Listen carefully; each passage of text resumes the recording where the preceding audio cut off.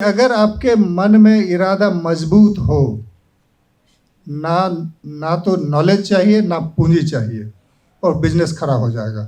जानकारी तो आपको सबकी के माध्यम से मिल रहा है, लेकिन करना तो आपको है। ये सतीश साहब या ओपी सिंह साहब ये कोई आपको उंगली पकड़ के नहीं कराएंगे। जब आप मन बनाएंगे, आप आगे बढ़ेंगे, तब उस रास्ते में इनकी जानकारी और ये मदद करेंगे, गाइड करेंगे। करना आपको है। नदी में कूद गए तो तैरना आपको है, नहीं तैरेंगे तो डूब जाएंगे।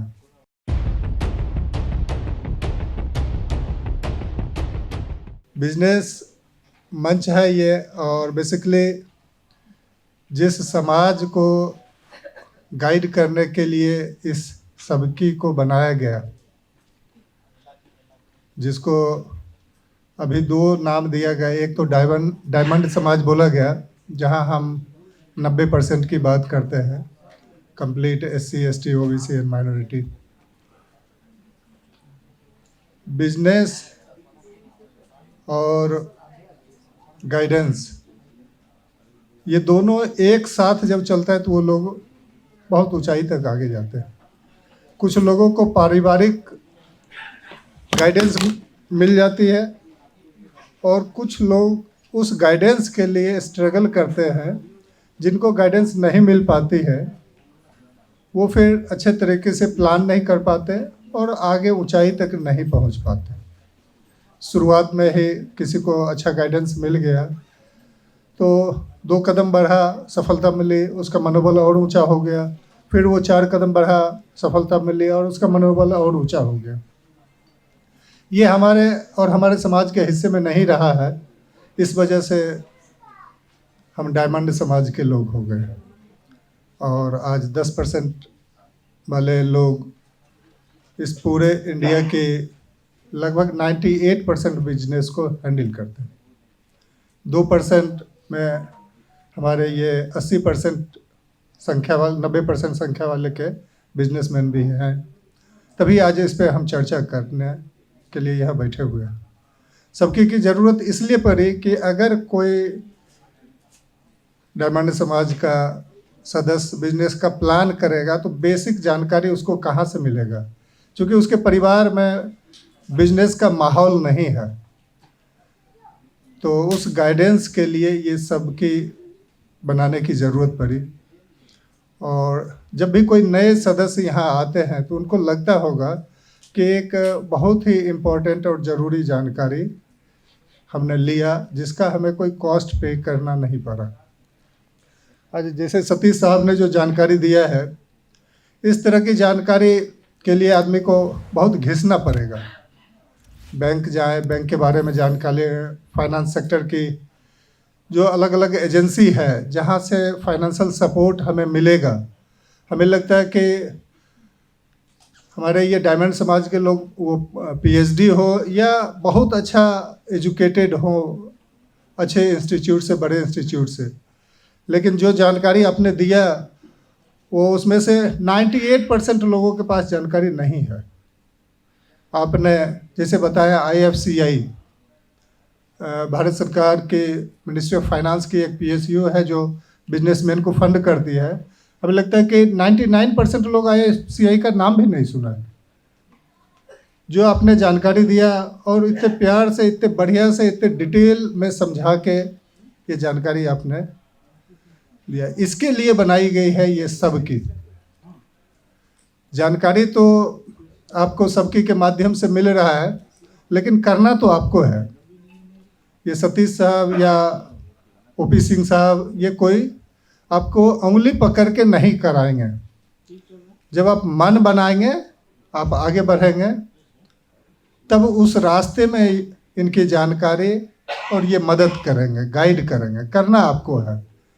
नदी में कूद गए तो तैरना आपको है, नहीं तैरेंगे तो डूब जाएंगे। मैं बिहार बेगूसराय का रहने वाला हूँ और दिल्ली में पिछले 22-23 साल से रह रहा हूँ। मैं भी यहाँ आया था, चलो दिल्ली पहुँच के कुछ कमाएंगे। ये नहीं फाइनल था कि हम करेंगे क्या, लेकिन जा रहे हैं दिल्ली कमाएंगे। हाथ पैर मारना शुरू किया तो एक छोटा सा नौकरी हमने ज्वाइन किया बैंक में, और 10 साल मैंने बैंक में नौकरी किया। आज जैसे सतीश साहब ने जानकारी दिया, इसी तरह की जानकारी हमें लगभग 2009-10 के दरमियान मिला, और हमने मन बना लिया कि अब नौकरी नहीं करनी है। जब मैं नौकरी रिजाइन करने के लिए अपने सीनियर के पास पहुंचा तो उसने कहा, रंजीत आप नौकरी मत छोड़ो, आपका सब कुछ ठीक चल रहा है। मैं बोला सर नौकरी रिजाइन करना है। कहा ऐसा नहीं हो कि कुछ दिन के बाद फिर बायोडाटा लेके मेरे पास आओगे। लेकिन मन में इरादा इतना मजबूत हो गया था कि इसका परिणाम जो भी हो, हम अब नौकरी छोड़ेंगे तो छोड़ेंगे। हमने उनको बोला कि साहब आप अगर मेरा रेजिग्नेशन नहीं लेंगे तो मैं डिपार्टमेंट को मेल कर दूंगा, अब मैं काम नहीं करूंगा यहाँ। कहा जब तुमने ऐसा ही सोच लिया है तो ठीक है, लाओ मैं आपका रेजिग्नेशन ले लेता हूँ। हमने नौकरी को रिजाइन किया। नौकरी को रिजाइन तो कर लिया, लेकिन करेंगे क्या ये भी अकल नहीं था अभी तक। लेकिन ये डायमंड समाज के लोग तो गाइड कर ही रहे थे, तो उसी में कुछ प्लान किया। बिजनेस का नॉलेज नहीं, पूंजी नहीं, लेकिन एक सच है कि अगर आपके मन में इरादा मजबूत हो, ना तो नॉलेज चाहिए ना पूंजी चाहिए, और बिजनेस खड़ा हो जाएगा। इसका मैं एकदम भरोसा दिलाता हूँ।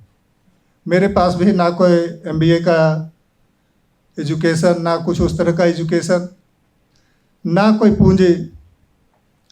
इरादा मजबूत था। किसी ने गाइड किया कि ट्रेडिंग का बिजनेस शुरू करो, तो मैं बोला ट्रेडिंग का बिजनेस कैसे होता है।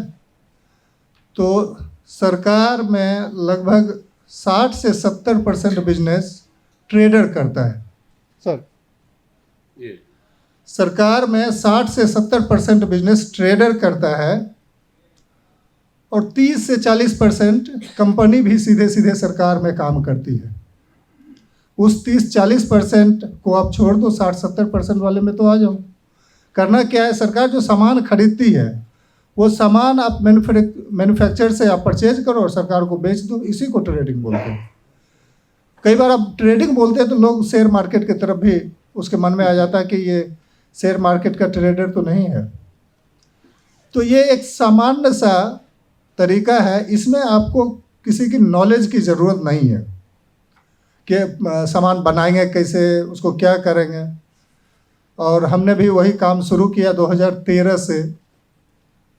अलग अलग डिपार्टमेंट में हमने काम किया। दिल्ली गवर्नमेंट में सप्लाई का काम किया, रेलवे में अभी भी कर रहा हूँ, उस टाइम भी कर रहा था। कई डिपार्टमेंट में काम करने का मौका मिला, और फिर पीछे मुड़ के देखने की ज़रूरत नहीं पड़ी। मैं अरबपति नहीं हो पाया, लेकिन नौकरी के टाइम में जैसा था उससे बहुत अच्छा ज़रूर हूँ। तो यही मेरा अनुभव है। पहले मन में आप इरादा बनाएं कि हमको अब बिजनेस करना है। गिरते पड़ते हम आगे बढ़ते जाएंगे तो रास्ता निकल ही जाएगा, रास्ता बन ही जाएगा। धन्यवाद सर।